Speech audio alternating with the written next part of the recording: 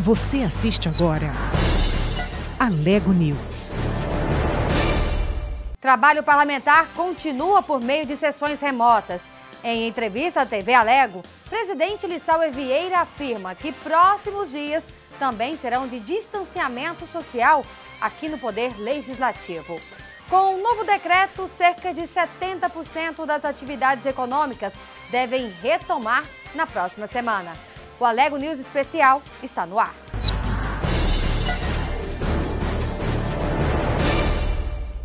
Os trabalhos parlamentares desta quinta-feira seguiram o mesmo ritmo, intensos. De forma remota, a primeira reunião foi da CCJ, Comissão de Constituição, Justiça e Redação. Logo em seguida, foi realizada a sessão ordinária. Em pauta, matérias que tratam sobre decreto de calamidade pública de municípios goianos, devido à pandemia do novo coronavírus. Com mais informações, Murilo Santos. Plenário Getulino Arteaga vazio, silêncio muito absoluto também. Mas isso não quer dizer que o trabalho parlamentar não continua na Alego, a Assembleia Legislativa de Goiás. Foi uma semana intensa, de muito trabalho, haja vista que as sessões ordinárias, as reuniões das comissões, como por exemplo a CCJ, Comissão de Constituição, Justiça e Redação, Comissão de Tributação, Finanças e Orçamento, continuaram normalmente, por via remota, por videoconferência.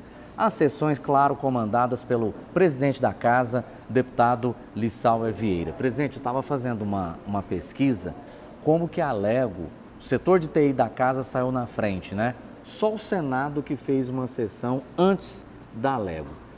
A Câmara dos Deputados fez uma sessão remota pós uma sessão extraordinária remota aqui da Alego e todas as assembleias legislativas pelo país afora também vieram atrás e acompanharam a Alego. Isso foi importante no sentido de que a pandemia está aí, o vírus é microscópico, ninguém consegue vê-lo, mas o trabalho parlamentar precisa continuar, não é isso? Com certeza, a população precisa do Poder Legislativo para aprovar matérias importantes, como as calamidades públicas que nós temos aprovada, que a Lei de Responsabilidade Fiscal coloca sob responsabilidade da Assembleia Legislativa de todos os estados, calamidades públicas essas de municípios e várias outras matérias que nós temos aprovado aqui, matérias de deputados, matérias importantes para o destravamento econômico do Estado. Eu acho que é assim, nós todos os deputados muito participativos, participando de todas as sessões, um altíssimo quórum, como também era nas sessões presenciais, e a gente tem trabalhado para poder buscar esse entendimento, esse equilíbrio, se familiarizar e se ambientar melhor com o sistema remoto, mas os deputados estão conseguindo tirar isso de letra, estão conseguindo fazer da melhor forma possível e está aí, ficando com certeza um legado para as próximas gerações, para as próximas legislaturas e para nós também utilizarmos agora, não só nesse período, mas após essa crise toda passada, tendo a possibilidade de usar esse sistema, por exemplo, durante o recesso parlamentar. Durante o recesso, quando tiver alguma sessão, uma autoconvocação, né? a gente ter condições de usar, em vezes esporádicas, usar essas sessões remotas. Então, eu tenho certeza que é um aprendizado muito grande e em momentos de crise nós temos que nos reinventar e a equipe de TI da Assembleia, todos os colaboradores da TV Alego também, a nossa diretoria parlamentar, os nossos assessores têm se comportado de uma forma elogiável por todos nós. Presidente, e chama a atenção também a adaptação de todos os deputados, né? Nenhum teve dificuldade com o sistema remoto de votação. Não, muito pelo contrário, os deputados conseguiram se adaptar bem, a nossa equipe de TI muito competente conseguiu explicar para os deputados, mesmo que por telefone ou por videoconferência, mas conseguiram dar um dinamismo muito bom às sessões e temos aprovado várias matérias por semanas afora e essa semana foi a primeira semana de sessões ordinárias, né? Funcionando as comissões e também funcionando as sessões que deliberam matérias. Bom, presidente, há uma previsão de uma flexibilização no decreto do governo estadual já para a semana que vem, para pós-feriado, podemos dizer assim. Mas, por enquanto, as sessões vão continuar de forma remota aqui na casa. Nós seguiremos o decreto do governador pós-feriado. Obviamente, vamos restringir alguns acessos aqui na Assembleia, mas gradativamente vamos começar a voltar às nossas atividades, esperando ver como que vai essa questão do vírus. Mas no plenário, eu acho que como as sessões têm dado certo da forma virtual, nós não temos necessidade, nesse momento, de estarmos fazendo sessões presenciais. Como tem dado certo, a gente vai continuar, pelo menos esse mês de abril, esperar a entrada do mês de maio para ver como que vai esse vírus e se as coisas voltarem ao normal, nós vamos restabelecendo as sessões presenciais.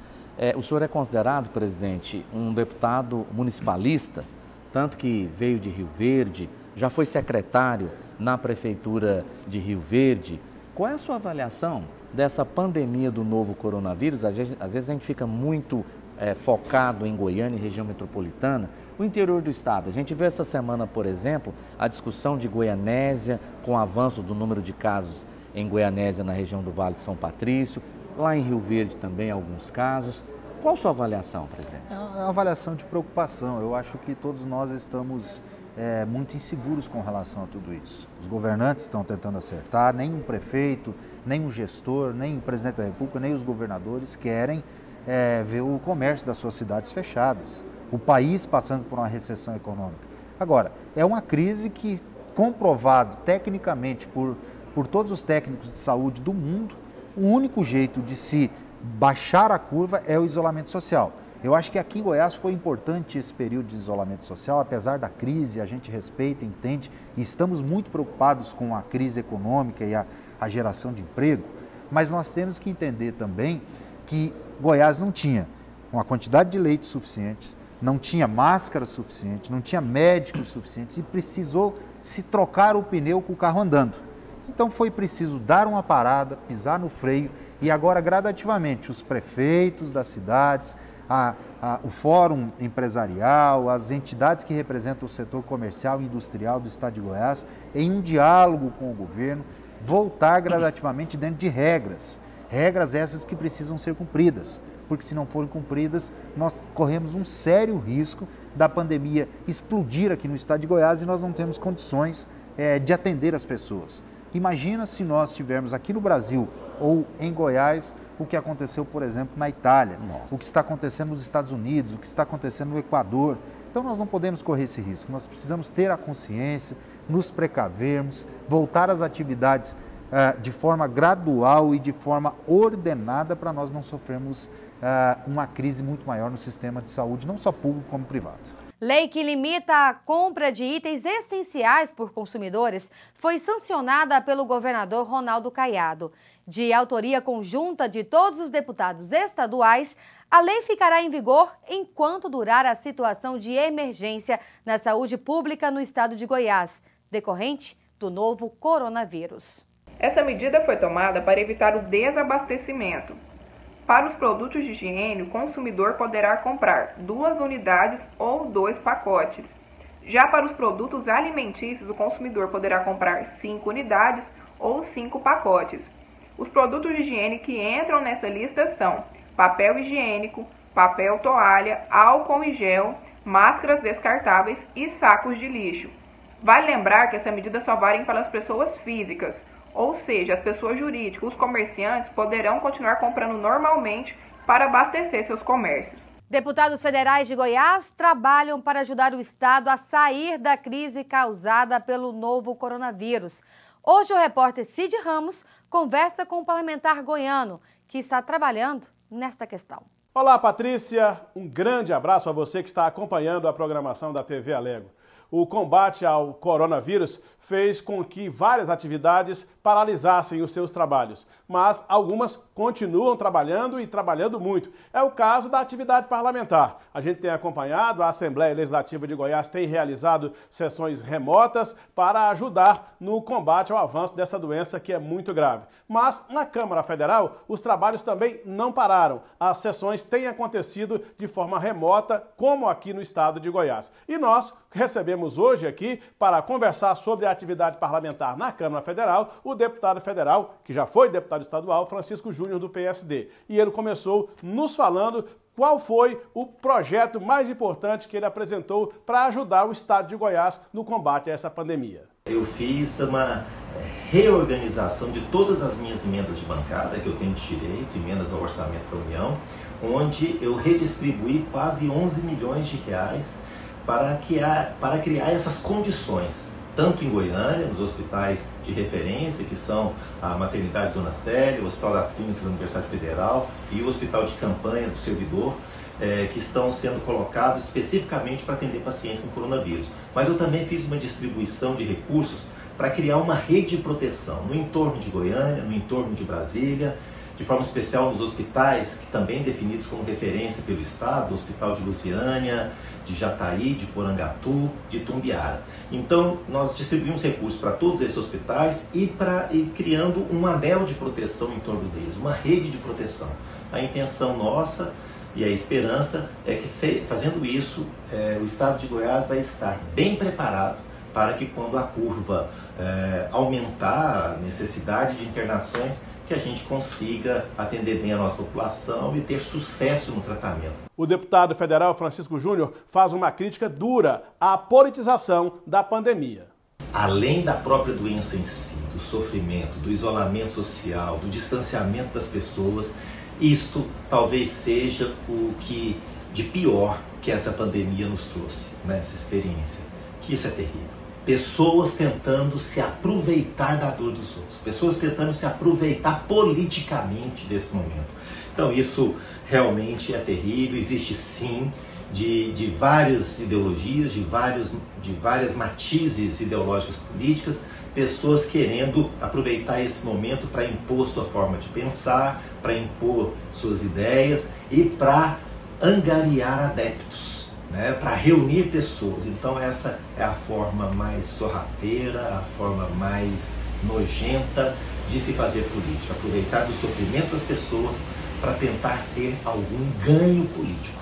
Várias medidas já foram tomadas para ajudar no combate ao coronavírus. E o deputado federal Francisco Júnior nos falou qual foi, até agora, a medida mais importante que foi tomada pela Câmara dos Deputados. Foi decretar o estado de calamidade no Brasil. Então é uma lei importante que abre uma série de exceções, dá uma série de poderes específicos e para esse momento, para o presidente da República, para os governadores, prefeitos. Então a decretação da utilidade do estado de calamidade foi muito importante. Inclusive o estado de calamidade criou essa lei criou uma comissão com 6 deputados e 6 senadores para acompanhar todo o exercício da atividade pública, de forma especial a parte financeira, para fiscalizar tudo o que está acontecendo, e eu fui indicado pelo meu partido e sou o representante do PSD nesse partido. É isso. Tanto aqui na Assembleia quanto lá na Câmara Federal, a atividade parlamentar continua a todo vapor para ajudar no combate a essa pandemia que coloca em risco a saúde de todos nós. Nós vamos continuar acompanhando e voltamos a qualquer momento com informações. Grande abraço a você. Vamos agora para um rápido intervalo. Voltamos em instantes.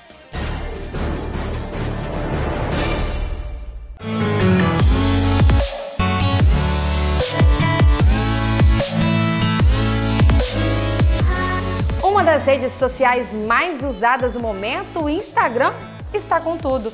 Todo mundo dá aquela olhada, alguns comentam, compartilham e acompanham os stories e dá aquela famosa curtida. A TV Alego, atenta a essas tecnologias, também aderiu e tem o seu próprio perfil oficial. Aqui você encontra as principais notícias do dia a dia do Parlamento Goiano, bastidores e vídeos com prévias de programas especiais que vão fazer parte da programação da nossa TV Alego. Tudo para deixar você sempre bem informado. Afinal, a casa é sua.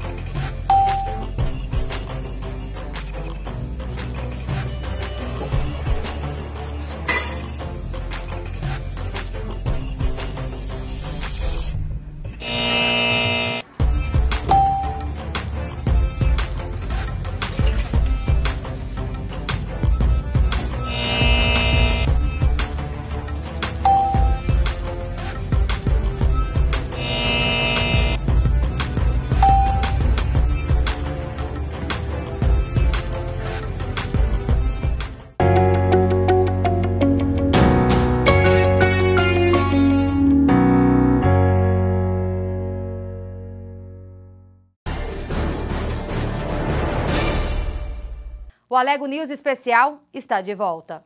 Com o fim do decreto de isolamento social, a retomada das atividades econômicas em Goiás deve ocorrer a partir da próxima semana. Olá! E em Goiás, o retorno de quase todas as atividades econômicas que estavam paralisadas devido ao Covid-19 devem retomar a partir do próximo dia 19, com o fim do decreto de isolamento social. E para uma retomada com responsabilidade, o governo está analisando todas as atividades econômicas do estado e criou um comitê socioeconômico voltado para o enfrentamento ao coronavírus, que irá promover um diálogo entre os setores público, privado, acadêmico e comunidade médica e científica para a elaboração de políticas públicas voltadas para a área econômica e social durante a pandemia. E com o objetivo de implementar medidas que reduzam a propagação pelo contágio do vírus através de uma live na Agência Brasil Central aos veículos de comunicação, o governador determinou o uso obrigatório de máscaras a toda a população que sair às ruas a partir do próximo dia 20. A Secretaria Municipal de Educação lançou no início desta semana uma ferramenta de chat para divulgação de conteúdos a pais e alunos durante o isolamento. Nós falamos aqui sobre esse lançamento e também que tentamos utilizar a ferramenta, mas não conseguimos. Agora a Secretaria anunciou uma mudança. A ferramenta de chat disponibilizada pela Secretaria Municipal de Educação não funciona mais pelo WhatsApp. Agora é por meio do aplicativo Telegram que os conteúdos podem ser acessados. O nome de usuário é este que aparece na sua tela. De acordo com a Secretaria de Educação, a migração foi necessária devido ao grande fluxo de mensagens recebidas. Desta vez, nós conseguimos utilizar o serviço desse assistente virtual que inclui dicas de estudos e sugestões de leituras. A Secretaria também anunciou o lançamento do portal Conexão Escola, que vai disponibilizar atividades pedagógicas. A suspensão das aulas na rede municipal de ensino segue até o dia 30 de abril. A Caixa Econômica Federal realiza nesta semana novas etapas do pagamento referente à primeira parcela do auxílio emergencial. De acordo com a instituição, cerca de 36 milhões de brasileiros já finalizaram o cadastro, solicitando o benefício.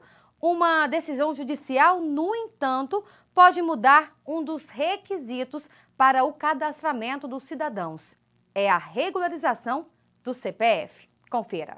Mais de 98 bilhões de reais foram destinados pelo governo ao Ministério da Cidadania para pagamento do auxílio emergencial. De acordo com a Caixa Econômica, nesta semana, os depósitos devem ser feitos para mais de 9 milhões de brasileiros. E é sobre esse assunto que a gente conversa com o advogado Wesder Patrício, que é especialista em direito do trabalho. E eu quero, senhor Wesder, primeiro agradecer a presença do senhor, a participação conosco, e quero que a gente comece falando sobre a decisão da Justiça Federal, né? Ontem foi tomada essa decisão de que não há necessidade de regularização do CPF para recebimento do auxílio emergencial. Foi um pedido feito pelo governo do Pará, com base por meio da procuradoria deles, né? E aí o Ministério Público Federal pediu que isso fosse estendido a todo o país e afirmou que nesse momento de pandemia, pedir a regularização do CPF é um obstáculo à proteção financeira das famílias. Por outro lado, o governo já anunciou que vai recorrer e que essa regularização evita fraudes. Qual que é a opinião do senhor? Realmente, o estado do Pará, ele ingressou com esse pedido, né? Foi uma decisão do Tribunal Regional da Primeira Região, só que essa decisão ela foi em caráter liminar, ou seja, ela pode ser cassada a qualquer momento. Então, quando o governo do Pará ingressou com o pedido, ele buscava também a forma de conter a propagação do vírus. Por quê? Estava acontecendo de muitas pessoas se dirigirem à Receita Federal lá daquele estado e, com isso, aumento de filas, automaticamente estaria colocando em perigo todas as pessoas. Lembrando que, realmente, o Ministério Público Federal atuou no sentido de apoiar o pedido feito pelo estado do Pará, e estamos aí no prazo para que o governo federal possa recorrer da decisão. Lembrando também que esse cadastro do CPF é uma forma que o governo também usa para não ser também vítima de fraudes, né? Nesse momento de pandemia, infelizmente, fica vulnerável a esse tipo de fraude. E o senhor acredita que o ideal é flexibilizar nesse momento, considerando a pandemia, para evitar essas aglomerações? O senhor é favorável a essa decisão judicial? Sim, eu sou favorável pela seguinte questão. No momento, não temos tempo hábil para discutir ou para ser burocrata, né? O ideal é o governo flexibilizar nesse momento, nesse primeiro pagamento, e com esse tempo correndo, ele investigar, usar dos seus meios, das suas fontes, para, caso aquela pessoa tenha se valido de fraude, lá na frente o governo venha com uma ação de regresso e consiga atuar a pessoa por fraude. Sim, de acordo com a Receita Federal, até a última segunda-feira haviam sido regularizados 90 mil CPFs. Então, essa situação evidenciou aí problemas que vários cidadãos têm. Quero que o senhor explique quais são as principais pendências que justificam essa necessidade de regularização do CPF. Tá, começamos pela questão da relação do imposto de renda do emprego individual, né? As pessoas que estão enquadradas na MEI, que muitas das vezes a pessoa faz o cadastro ali e esquece de apresentar os balancetes, de fazer a declaração do imposto de renda. Tem também a questão dos eleitores, aquelas pessoas que deixaram de votar nas últimas eleições e tiveram o título cancelado. E isso também acaba refletindo lá no CPF, porque vai apontar como CPF irregular. E no momento o CPF estando irregular, automaticamente o benefício dele vai ser acusado ali como negado, né? Então, de todos, isso fora outras questões que aparecem por ser particularidade, mas os dois principais são esses. Os depósitos eles já começaram a ser feitos no dia 9 de abril, mas os saques só vão ser permitidos a partir do dia 27, com base no mês de aniversário do cidadão. Por enquanto, quem recebeu pode fazer movimentações, transações, pagamentos online, mas um esclarecimento importante é que não pode haver descontos. É isso? Quero que o senhor explique. Justamente, o governo, quando lançou o programa, ele fechou uma parceria, né, um acordo com a FENABRAN para que aqueles bancos ou aquelas contas onde as pessoas indicaram, se tivesse algum valor a receber, que esse crédito oriundo do auxílio emergencial, ele não poderia ser descontado para esses fins. Então, assim, a orientação passada pelo governo federal junto a todos os bancos nacionais é que não pode haver desconto nesse valor. Ou seja, nos R$600 do auxílio emergencial não pode haver nenhum tipo de desconto. Esse valor tem que chegar líquido nas mãos da pessoa que fez a solicitação. Vamos falar brevemente sobre os requisitos. Quem pode receber esse benefício? Bom, quando a Caixa lançou a política, ficou estabelecido que o quê? E também através da lei. Tem que ser maior de idade, não ter emprego formal, não ser beneficiário de outro benefício que o governo pague, ou seja, aquela pessoa que está ali recebendo auxílio-doença ou que seja aposentado, essa pessoa não tem direito. Também a questão da renda familiar é extremamente importante. A renda familiar, o governo lançou, quando a lei começou a vigorar, estabeleceu o teto de R$ 522,50 por pessoa. Então, alcançando ali uma renda familiar de R$ 3.135. Esses requisitos, são requisitos objetivos.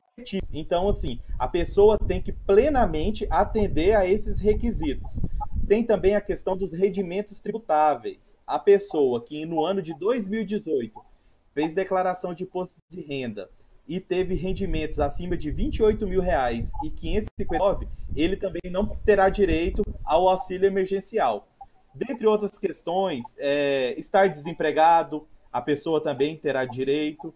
e exercer a atividade informal e também aquela pessoa que contribui para o INSS de forma avulsa ou individual. Muito obrigada pela participação do senhor, esclarecendo também que não é preciso que ninguém abra contas, bancárias. Para quem não tiver nenhuma conta, a Caixa vai abrir automaticamente uma poupança para depositar o valor durante esses 3 meses. Só pontuando, para quem não tem a conta bancária, foi lançada a conta digital e já está disponível nas lojas de cada dispositivo o aplicativo da Caixa, que chama Caixa Tem. Com esse aplicativo, a pessoa poderá movimentar, antes do dia 27 de abril, o crédito oriundo do auxílio emergencial. No próximo bloco, Henrique Mandetta é demitido do Ministério da Saúde e Nelson Tach assume. Fique com a gente.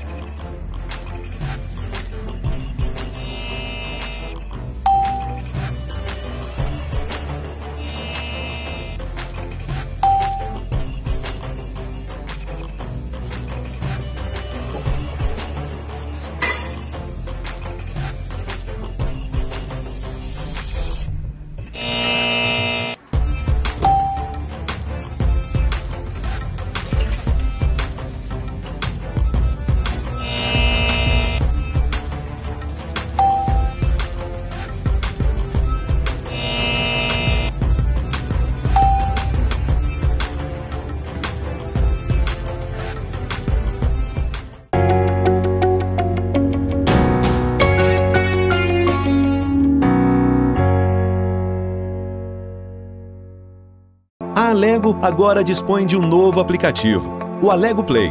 Através da tecnologia streaming, você poderá acompanhar tudo o que acontece na Casa Legislativa.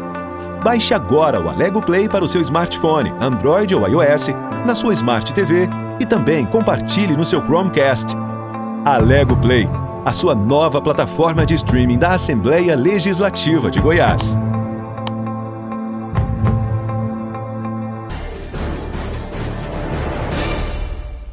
O Alego News Especial está de volta. O presidente da República, Jair Bolsonaro, anunciou oficialmente nesta quinta-feira o oncologista e empresário do setor, Nelson Tach, para o Ministério da Saúde em substituição a Luiz Henrique Mandetta.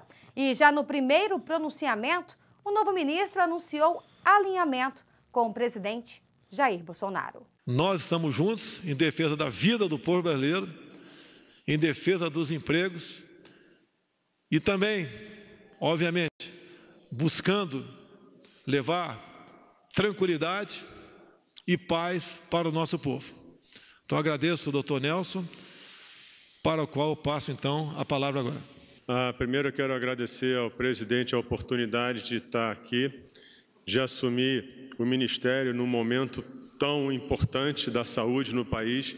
Para mim é uma honra estar aqui para ajudar o país e as pessoas.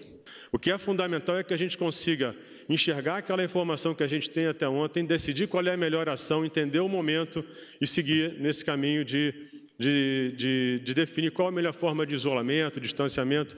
O que é fundamental é que isso seja cada vez mais, a gente vai falar nisso o tempo todo, que isso cada vez mais seja baseado em informação sólida. E ainda falando sobre essa área, saúde, como manter o equilíbrio nessa quarentena em relação às defesas imunológicas de forma prática por meio de uma alimentação adequada e saudável?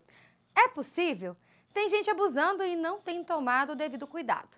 Mas calma, respira, que agora vem dicas preciosas pra gente com a nutricionista funcional Lígia de Oliveira. Roda aí.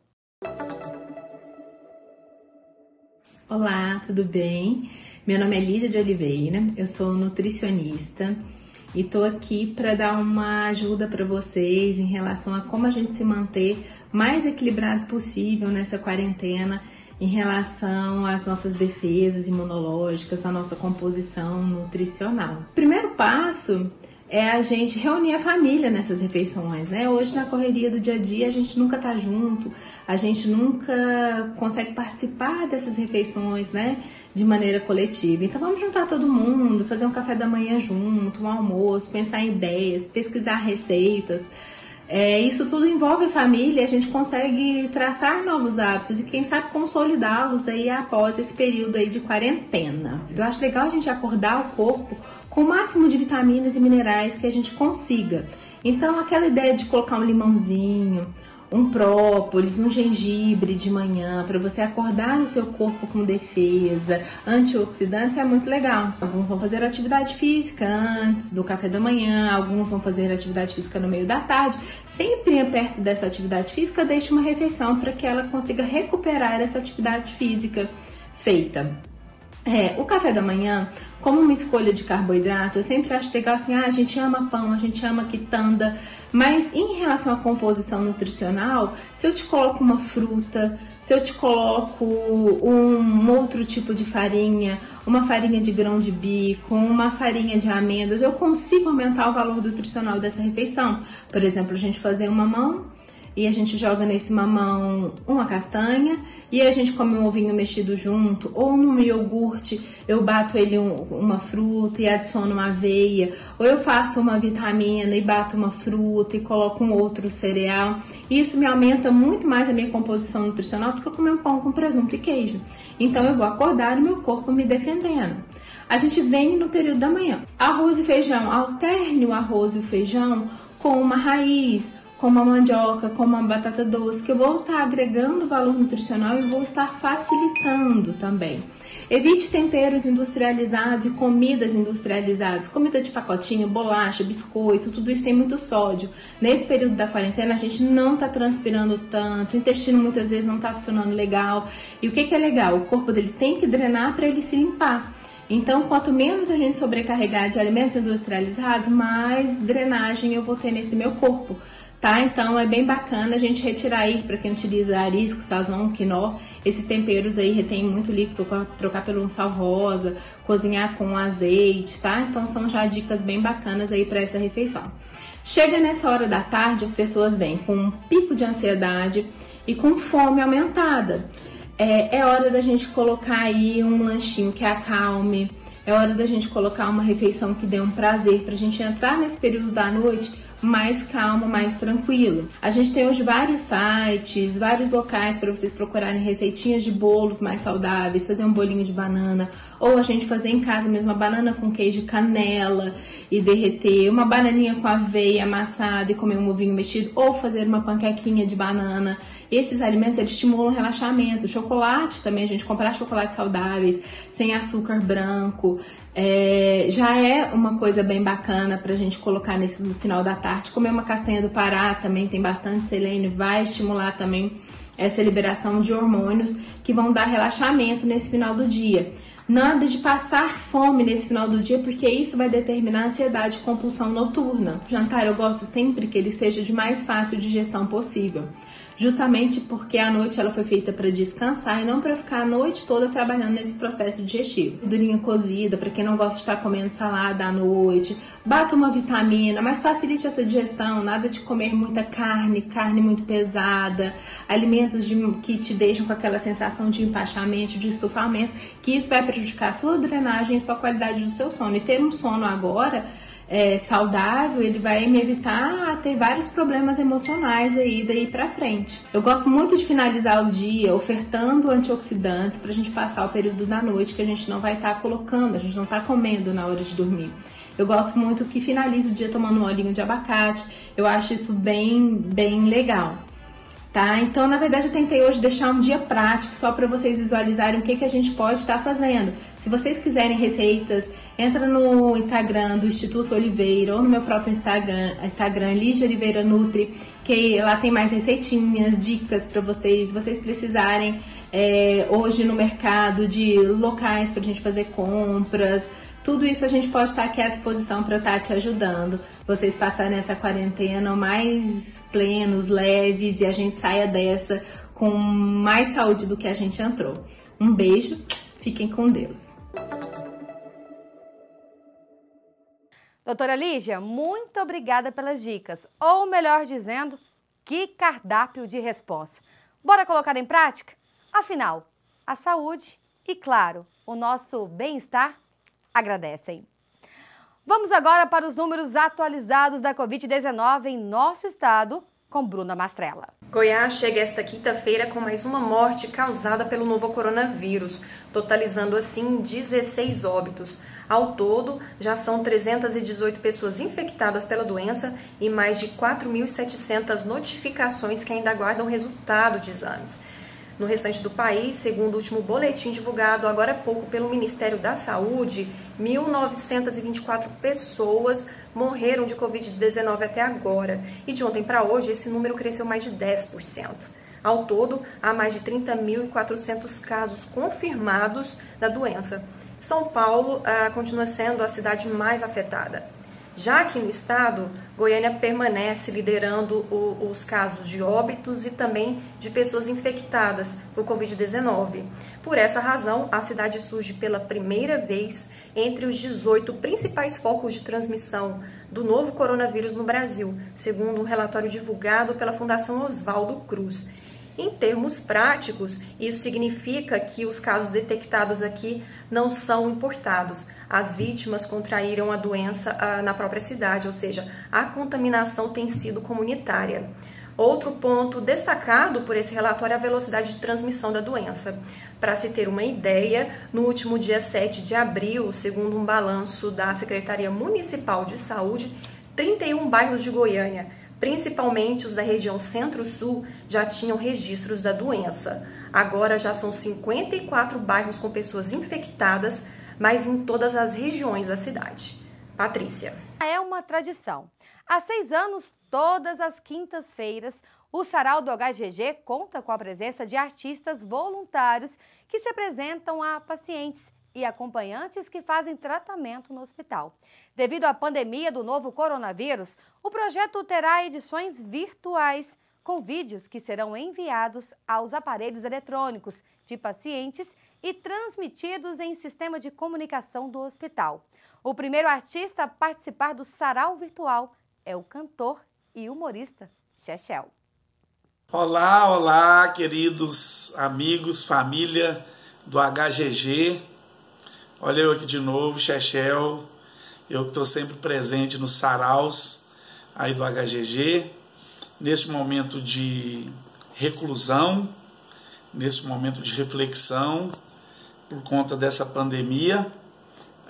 Eu venho trazer para vocês música, né, que com certeza os colegas vão passar aí para vocês, para os internos, para os familiares dos internos e para todos os colaboradores. Um beijo no coração de vocês e vão contar comigo, tá bom? Vamos lá! Quem espera que a vida seja feita de ilusão pode até ficar maluco, morrer na solidão.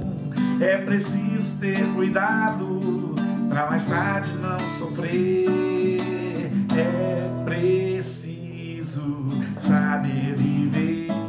Chechel já é íntimo aqui da gente, é um cara do bem. Ele sempre participa de ações solidárias. Obrigada pelo vídeo. O Alego News especial de hoje fica por aqui. Continue com a nossa programação e acompanhe as atividades do Legislativo Goiano aqui no canal 61.2 e canal 8 da NET. Até a próxima edição.